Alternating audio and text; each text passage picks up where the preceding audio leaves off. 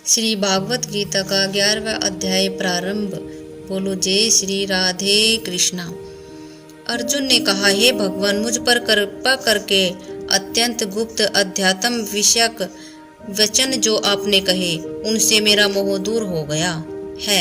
हे कमल नेत्र, मैंने जीवों की उत्पत्ति और नाश का कारण और आपका अक्षय महात्म आपके मुख अरविंद से विस्तार पूर्वक सुना है। हे पुरुषोत्तम, आपने जैसा अपना वर्णन किया है वह आपका रूप देखने की मेरी इच्छा है। हे योगेश्वर, हे मधुसूदन, आप यदि मुझे उसको देखने योग्य समझे तो आप अपना वह अव्यय रूप मुझे दिखलाइए। श्री भगवान कृष्ण ने कहा, हे पार्थ, नाना प्रकार के, नाना वर्णों के और नाना प्रकार के मेरे सत सहस्त्र दिव्य रूपों को देख। हे भारत, तुम वसु, रुद्र, अश्वनी कुमार, मरुदगण और पहले कभी न देखे थे ऐसे आश्चर्य देखो। हे गुणाकेश, चराचर सहित यह जगत देखो तथा और जो कुछ देखना चाहो यहाँ मेरी देह में देख लो, परंतु इन नेत्रों से मुझे नहीं देख सकोगे, इसलिए मैं तुमको दिव्य नेत्र देता हूँ, उनसे मेरा दिव्य रूप देखो। संजय ने धृतराष्ट्र से कहा कि हे राजन, इस प्रकार श्री कृष्णचंद्र जी ने अर्जुन से कहा और उसको दिव्य दृष्टि देकर अपना अलौकिक रूप दिखाया। उस विश्व के अनेक मुख और अनेक नेत्र थे, उनमें अनेक अद्भुत दिव्य दृश्य थे। देह पर अनेक सुंदर सुंदर आभूषण और आयुधों से सुसज्जित थे। देह पर दिव्य वस्त्र थे, दिव्य गंध शरीर पर लगाए थे। उस समस्त आश्चर्य में अनंत देव के सब ओर मुख दिखाई देते थे।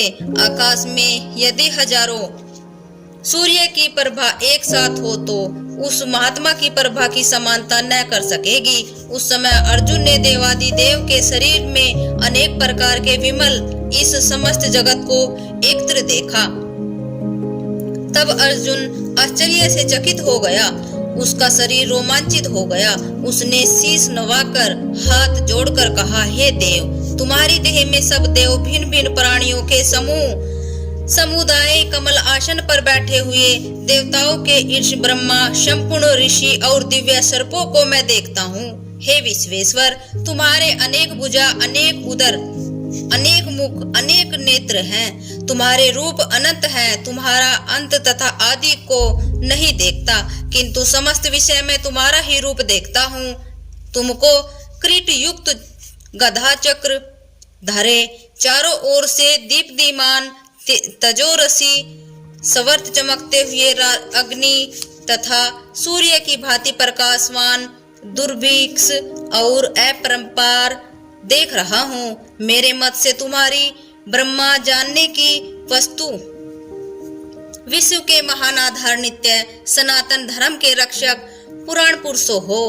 मैं आपको आदि, मध्य तथा अनंत से रहित, अंत शक्ति, अंत भुज, चंद्र सूर्य है, नेत्र जिसके ऐसे कांतिमान, अग्नि के सदृश मुख वाला, अपने तेज से इस संपूर्ण संसार को तपते हुए देख रहा हूँ। हे महात्मन, पृथ्वी और आकाश के मध्य का वह अनंत और संपूर्ण दिशाएं आपसे ही व्याप्त हो रही हैं। आपका यह अद्भुत और उग्र रूप देख तीनों लोक व्यतीत हो रहे हैं। यह देखो, देवताओं के समूह तुम्हारी शरण आ रहे हैं। उनमें कितने ही भयभीत होकर हाथ जोड़कर आपकी प्रार्थना कर रहे हैं। महर्षियों और सिद्धों का समूह स्वास्ति कहकर नाना प्रकार से आपकी प्रशंसा कर रहा है। रुद्र, आदित्य, वसु, सात्य, विश्वदेव, अश्वनी, मारुत, पितृ, गंधर्व, यश, असुर, सिद्ध इनके संग विस्मित होकर आपकी ओर टकटकी लगाकर देख रहे हैं।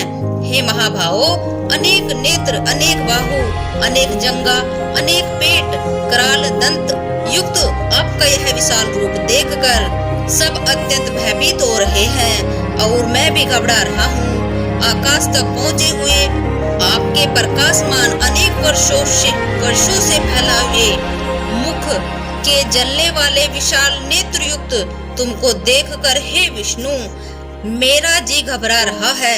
मुझको धैर्य धरा नहीं जाता और चित्त स्थिर नहीं होता। हे देवेश, हे जगन निवास, इन भयानक दाढ़ों वाले और काल अग्नि के सदृश आपके मुखों को देखकर मुझे दिशा नहीं सूझती, मैं शांति नहीं पाता, अतएव मुझ पर दया करो। धृतराष्ट्र के दुर्योधन आदि पुत्र आपके साथ अनेक राजाओं सहित और भीष्म, द्रोण और कर्ण तथा हमारी ओर से मुख्य मुख्य योद्धा बड़ी बड़ी दाढ़ों से युक्त विकराल आपके मुख में शीघ्र से प्रवेश कर रहे हैं और उनमें कितने लोग आपके दांतों में दबकर ऐसे दिखाई देते हैं मानो उनका शरीर चूर्ण हो गया है।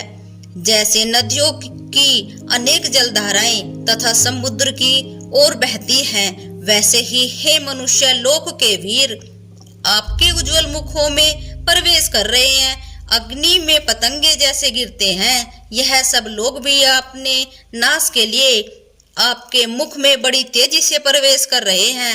हे विष्णु, जलते हुए मुखों के चारों ओर से सब वीरों को निगलकर आप जीभ चट रहे हैं।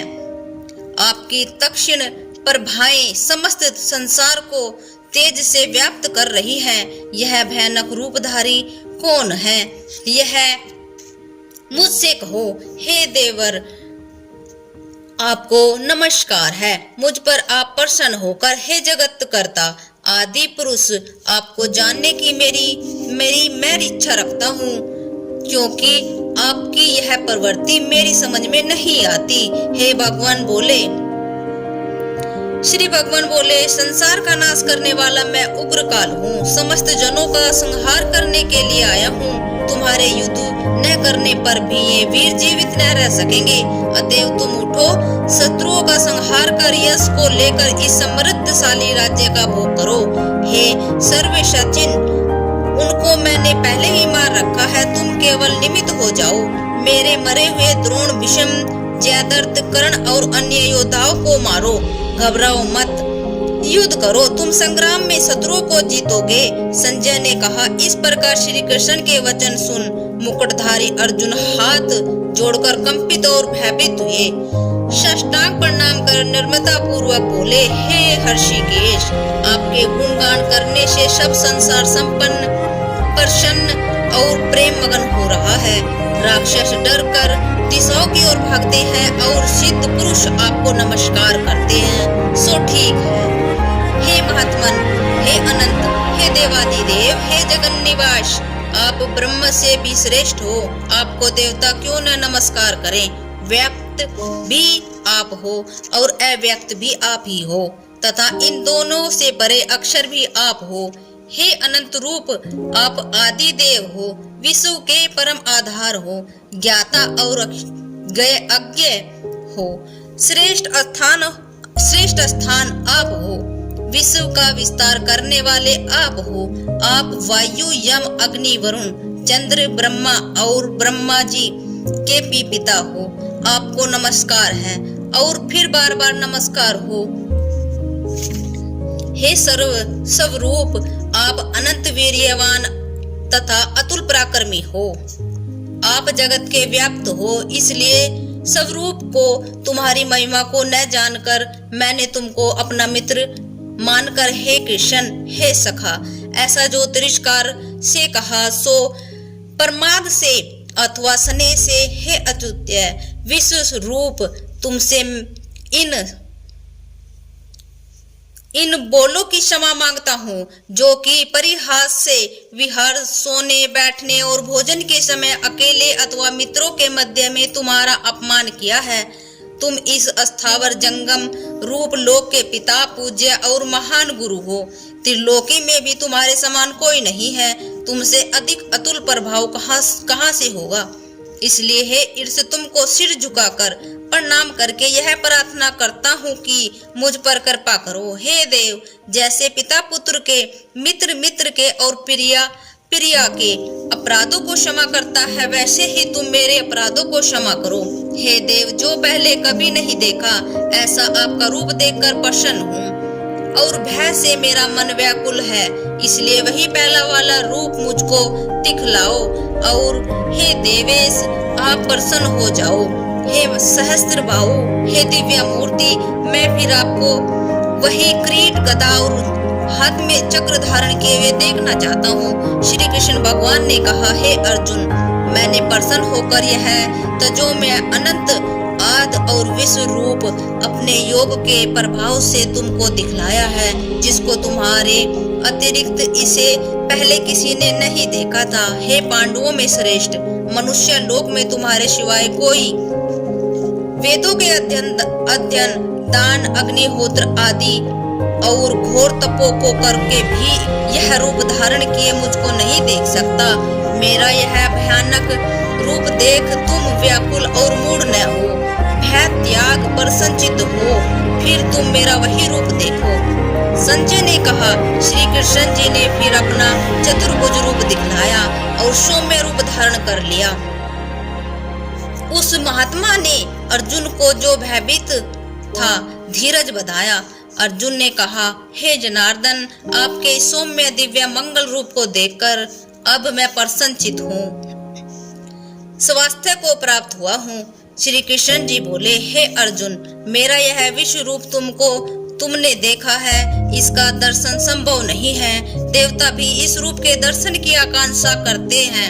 हे अर्जुन, जैसा मेरा रूप तुमने देखा है, ऐसे रूप को वेद अध्ययन तप दान व यज्ञ आदि कर्म द्वारा देखना भी असंभव है।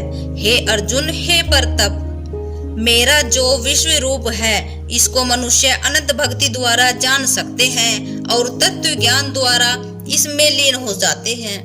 हे अर्जुन, जो कोई मनुष्य मेरी इस भक्ति के लिए कर्म करते हैं, मुझको ही सर्वोत्तम मानते हैं, मुझसे ही भक्ति रखते हैं, सब सांसारिक सुखों से मुख मोड़ चुके हैं, संपूर्ण प्राणी मात्र से वैर त्याग चुके हैं, वे ही मुझको प्राप्त हो सकते हैं।